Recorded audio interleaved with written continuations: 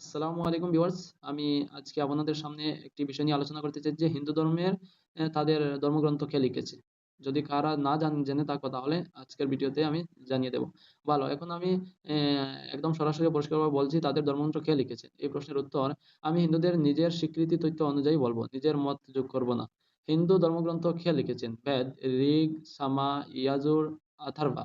হিন্দুদের মতে বেদ কোনো একজন মানুষ লেখেননি। বেদ কোনো একজন মানুষ লেখেননি। হিন্দুদের মতে বিভিন্ন ঋষি ধ্যান তাপস্যের মাধ্যমে শুনেছেন শ্রুতি।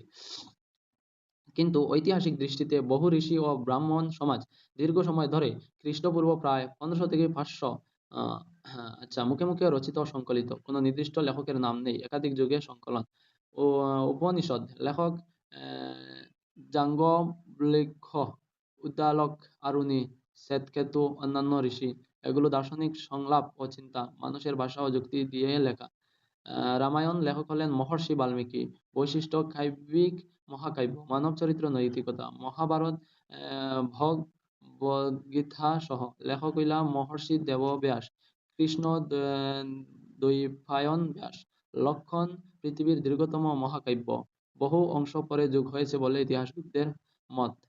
পুরাণ 18টা প্রধান লেখক ব্যাস ও তার শিষ্যরা। বিভিন্ন সময় বিভিন্ন জন। ঐতিহাসিক ভাবে বহু সংকলন। সংক্ষেপে এক লাইনে উত্তর: হিন্দু ধর্মগুলো লিখেছেন বিভিন্ন ঋষি, কবি ও দার্শনিকতা সব মানুষে লিখেছেন। এগুলো ঈশ্বরের সরাসরি শব্দে শব্দে নাজিল হওয়া কিতাব বলে হিন্দু ধর্ম নিজেও দাবি করে না। ইসলামের সাথে পার্থক্য এক লাইনে: হিন্দু ধর্মগ্রন্থ মানুষের উপলব্ধি ও দর্শন, আর কোরআন হইল আল্লাহর সরাসরি বাণী। এখানে প্রশ্ন দুইটা কি দিয়েছে, তাহলে হিন্দুরা কেন এগুলোকে পবিত্র মানে, বা ঈশ্বরের কথা আর মানুষের কথা চেনার মানদণ্ড কি? তো এখানে দেখো, হিন্দু ধর্ম বললাম মানুষের উপলব্ধি ও দর্শন, আর কোরআন আল্লাহর সরাসরি বাণী। এখানে দুইটি আলাদা বিষয়। তাই এখানে বলেছে পবিত্র মানে, তার তো কারণ আছে। ঠিক আছে, যারা জানো না তাদের জন্য ভিডিওটি, যে তারা কেন মানে আর আমরা কেন আল্লাহর কথা মানি। ঠিক আছে, আমি এক এক করে সহজ ভাষায় দুইটার বলছি। তাহলে হিন্দুরা কেন তাদের ধর্মগ্রন্থকে পবিত্র মানে? হিন্দুদের বিশ্বাস অনুযায়ী ঋষিরা খুব উচ্চ স্থানের ধ্যান তাপস্য করতেন।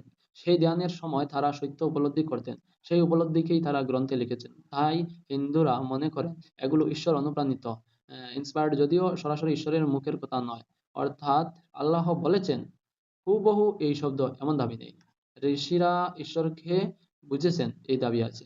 এই জন্যই তারা গ্রন্থগুলোকে পবিত্র মনে করে, কিন্তু একজন নির্দিষ্ট নবীর মাধ্যমে নাজিল হওয়া কিতাব বলে না। ঈশ্বর কথা আর মানুষের কথা চেনার মানদণ্ড কি? ইসলাম কিভাবে আলাদা? ইসলাম এখানে খুব পরিষ্কার মানদণ্ড দিয়েছে। কোরআনের ক্ষেত্রে একজন নির্দিষ্ট নবী মোহাম্মদ সাল্লাল্লাহু আলাইহি সাল্লাম, নির্দিষ্ট সময় 23 বছর, নির্দিষ্ট ভাষা আরবি, হুবহু শব্দে সংরক্ষিত। নবী নিজে বলেননি আমার কথা, বরং বলেছেন এটা আমার নয়, এটা আল্লাহর ওহী। তাই কোরআন ঈশ্বরের সরাসরি বাণী, মানুষের কথার লক্ষণ। যদি হিন্দু গ্রন্থে দেখা যায় বহু লেখক, বহু যুগ, মতভেদ, অভিন্ন ব্যাখ্যা, গল্প, দর্শন ও কাব্য একসাথে ঈশ্বর বলেছেন এমন সরাসরি দাবিও নেই। সংক্ষেপে পার্থক্য: লেখক হলেন হিন্দু ধর্মের ক্ষেত্রে বহু ঋষি, মানুষ কোরআন আল্লাহ, মাধ্যম উপলব্ধি ধ্যান, আর এটা হচ্ছে কোরআন ওহী, সংরক্ষণ, পরিবর্তন, অক্ষত, দাবি ঈশ্বর অনুপ্রাণিত, ঈশ্বরের বাণী। এজন্য মুসলমানরা বলে ইসলাম শুধু ভালো দর্শন নয়, বরং ঈশ্বর নিজে কথা বলেছেন এই দাবি সহ একমাত্র ধর্ম।